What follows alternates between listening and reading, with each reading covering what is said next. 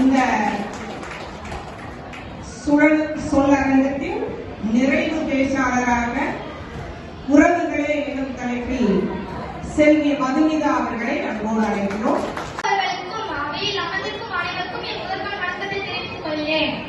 ஒரு மனிதன் பிறக்கும் பொழுது தனியாக பிறந்தாலும் அவள் வாழ்ந்து முடிக்கும் வரை அவனை தாங்கி பிடிப்பது ஒரு உறவு மட்டுமே. அப்படிப்பட்ட உறவை பற்றி இன்று நான் பேசப் போகிறேன்.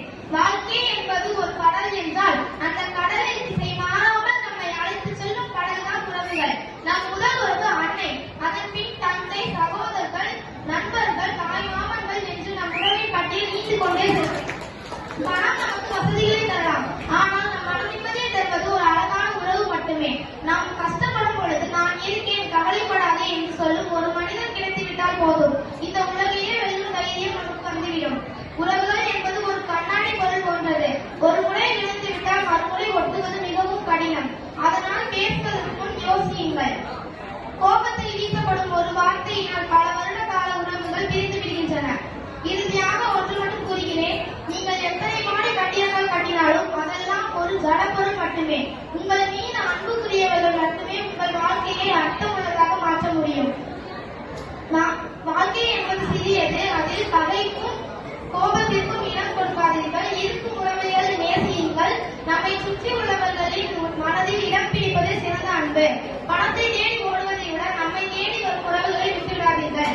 இதை வாய்ப்பு எனக்கு அனைவருக்கும் என் மனமார்ந்த நன்றியை தெரிவித்து வருகிறேன். அருமை அழகா சொல்லியிருக்காங்க. வாழ்வை அர்த்தமுள்ளதாக மாற்றக்கூடியது உறவுகள். வாழ்க்கைனா நீ எவ்வளவுதான் சம்பாதிச்சாலும், ஏற்கனவே ஒருத்தவங்க அதை சொன்னாங்க, ஆனா உறவுகள் தான், உறவுகளை சம்பாதிங்கள் அப்படின்னு இந்த குழந்தை சொல்லி இருக்கிறார். வெளிநாடுகள்ல திருமணம் செய்கிறவர்கள் 10 பேர் அல்லது 20 பேரோடு திருமணம் செய்வார்கள். 10 பேர் தான் வருவாங்க அந்த திருமணத்திற்கு. ஆனா நம்ம ஊர்ல 1000 பேர் கூடி திருமணம் பண்ணுவாங்க. 1000 பொய் சொல்லி திருமணம் இல்லை, 1000 பேர்கிட்ட போய் சொல்லி திருமணம் செய்யுங்க அப்படிங்கிற ஒரு பொன்மொழியை நம்மளுடைய தமிழர்கள் தான் வச்சிருக்கிறாங்க. இப்படி 1000 பேர்கள் சேர்த்து நடத்தக்கூடிய திருமணம் தான் இன்றைக்கு மகிழ்ச்சியான திருமணமாக இருக்கும்.